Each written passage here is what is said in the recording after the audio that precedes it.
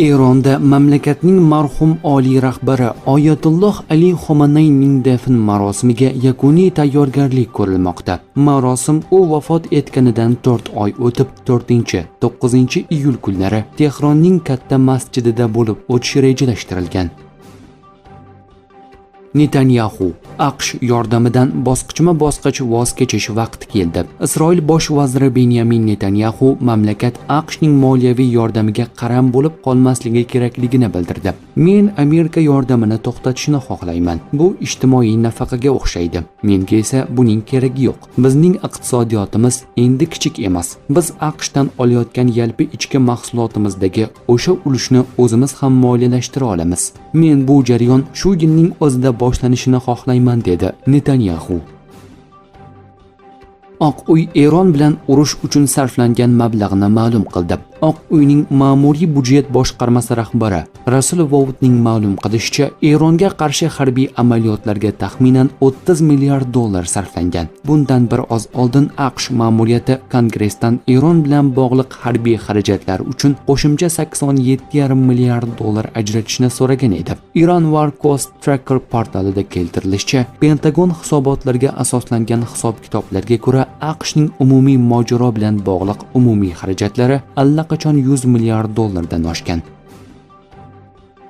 Eron, Hamas va Hizbullohga qarshi urush hali tugamadi. Netanyahu. Isroil bosh vazirining so'zlariga ko'ra, Isroil mintaqada Eron tomonidan qo'llab-quvvatlanadigan qurolli guruhlarga qarshi operatsiyalarni davom ettirish niyatida. Avvalroq Isroil mudofaa vaziri Isroil Katz Tehron va Washington o'rtasidagi muzokaralar muvaffaqiyatsiz yakunlangan taqdirda Isroil Eronga qarshi hujumlarni qayta boshlashga tayyorligini bildirgan edi. AQSh vitse-prezidenti: Eron muzokara qilmoqda, ammo buni omma oldida inkor etmoqda. Netanyahu Erdo'g'anni ogohlantirdi. Erdo'g'an Isroilni yo'q qilish va Quddusni yana o'z nazoratiga olishni xohlayotgani haqida gapirmoqda. O'ylashimcha, u Usmonli imperiyasining 400 yillik hukmronligi tugaganini unutib qo'ydi. Bugun qudratli Isroil davlati mavjud. U tinchlanishi kerak. Biz hech kimga mavjudligimizga yoki xavfsizligimizga tahdid solishiga yo'l qo'ymaymiz va nimalarga qodir ekanligimizni ko'rsatib qo'ydik deb o'ylayman, dedi Isroil bosh vaziri. Eron tashqi ishlar vaziri Abbos Aroqchi AQShni keskin tanqid qilib, bu davlat xalqaro sport turnirlariga mezbonlik qilishga loyiq emasligini ma'lum qildi. Bunga AQShning ichki ishlar vaziri bayonoti sabab bo'ldi.